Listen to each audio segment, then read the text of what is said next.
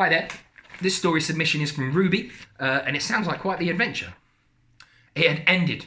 It was truly over. After months in my house, we were going to be allowed out. We had been warned this was going to happen, so we had already planned our perfect day. And here it was. My name is Coco, and today was very weird. I woke up, and the first thing I did was look out of my window. But I don't live in any old house. I live right in the centre of a supermarket called Target.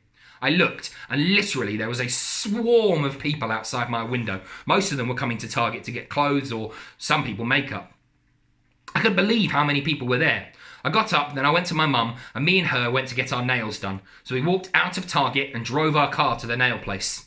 Along the way, we saw people driving to get their hair cut and young people shedding tears because they finally saw their summer love.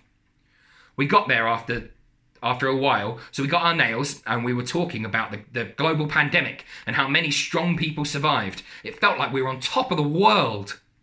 I got neon long acrylics and my mum got gels. We left and our next stop was London to go to Selfridges to pick up some lunch at Tiffany's and go shopping.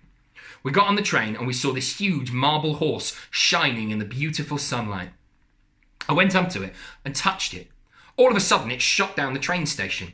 It was like a fish about to get eaten by a great white shark. It came over to me and gave me a diamond.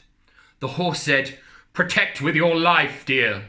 Don't let it go off. Return it to the Amazon rainforest. But first, go and get your outfits. Here, take the tickets. It will make sense. Don't let these men get the diamond." He showed me a wanted poster of a wrinkled old man with a bruised eye, and his nose had a big wart on it. And then the other man had slick black hair and his blue eyes. He looked so clean and very rich. The horse points to a man called Stephen, which was the one with the wart, and then Xavier, the nice-looking man. "My dear, Xavier is even more dangerous than Stephen. Last month he stole the Mona Lisa painting from France. This is their end goal, to get this diamond. Now, dear, go, dear, quickly, go!" I was so confused. Me and Mum ran down the train, and we saw the two men. They were both walking with a limp. We got onto the train, but they knew we had the diamond and jumped through the doors just before they closed. Me and Mum were so relieved, but it wasn't over yet. We ran out of the train station, but I felt this thing on my leg. I looked down, and it was a rope. I tripped over, and the men had two disturbing looks on their face. They were pulling me towards them, but then my mum managed to pull my leg out. They ran towards us. We sprinted into Selfridges like there was no tomorrow. As soon as we got into there, we went straight to Prada. Then I tried on this red high-waisted bikini, and my mum tried on this blue, like the ocean dress, and we got a bag for the diamond. It was a red vintage Prada bag that Diana wore. Then there was the marble shining horse in a flying pod. He told me and my mum to get on, but the criminals managed to get hold of it by the stairs. It was about an hour. We flew over Mount Everest. It was amazing. All of a sudden, we went 360. The criminals fell into a glacier that was about 1,000 feet below us. We all laughed. We were there. I couldn't believe how beautiful it was, but we couldn't look around for long because the two men came and grabbed me and but the horse pushed them out of the way. Me and Mum ran towards the pyramid and we stopped for just a minute. It was so beautiful. It was gold, but it was as shiny as the Queen's jewels. There were vines around it. The peak was so high. We started to climb, but the vines were breaking badly. We looked down and the men were cutting the vines. The diamond fell out of my pocket right into Xavier's hand, and my mum swung the vines in every direction. They tripped.